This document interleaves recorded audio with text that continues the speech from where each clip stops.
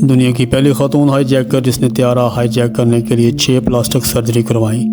عجیب بات ہے کہ ایک عورت پہلے تو ہائی جیکنگ جیسے جرم میں ملوث ہے، لیکن ایک نوجوان لڑکی کا طیارہ ہائی جیک کرنا، پھر پلاسٹک سرجری سے اس کی شکل بدلنا اور دوبارہ ہائی جیک کرنا یقیناً اتنا ہی خطرناک اور حیرت انگیز بھی ہے۔ یہ ایک حقیقی کہانی ہے جو کسی فلم کی طرح لگتی ہے، لیکن دنیا میں واحد مثال فلسطینی خاتون لیلا خالد کی ہے۔ اس نے 1 یا 2 سے زیادہ بار طیارہ ہائی جیک کیا۔ لیلا خالد نے بچپن میں ہی فلسطین کی آزادی کی تحریک میں شمولیت اختیار کی اور ایک متحرک کارکن بن گئی۔ لیلا خالد اور اس کے ساتھیوں نے 1978 اور 1971 کے درمیان 4 جہاز ہائی جیک کیے تھے۔ فلسطینی لبریشن فرنٹ میں شامل ہونے کے بعد لیلا خالد نے 29 اگست 1969 کو پہلا بوئنگ طیارہ 707 ہائی جیک کیا تھا۔ طیارہ اٹلی سے دارالحکومت لبیک جا رہا تھا۔ اسرائیل نے بتایا تھا کہ اسرائیلی وزیر اعظم یتزاک رابن بھی پرواز کے مسافروں میں شامل تھے۔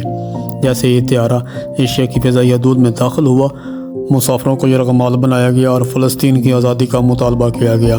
دنیا کی توجہ فلسطینیوں پر صہیونی مظالم کی طرف مبذول کرائی گئی۔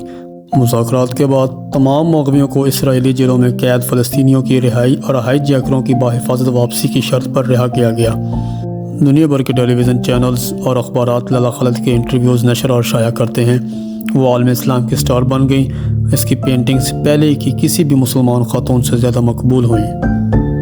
مقبولیت ایسی تھی کہ یورپ میں لڑکیوں نے بالوں سے لے کر سکارف تک اس کا انداز اپنایا اور لیلا کی طرح ہاتھ میں انگوٹھی پہنی۔ پہلی ہائی جیکنگ کے بعد اس نے اوپر سے نیچے تک 6 بار پلاسٹک سرجری کروائی اور اپنی شکل مکمل طور پر بدل دی۔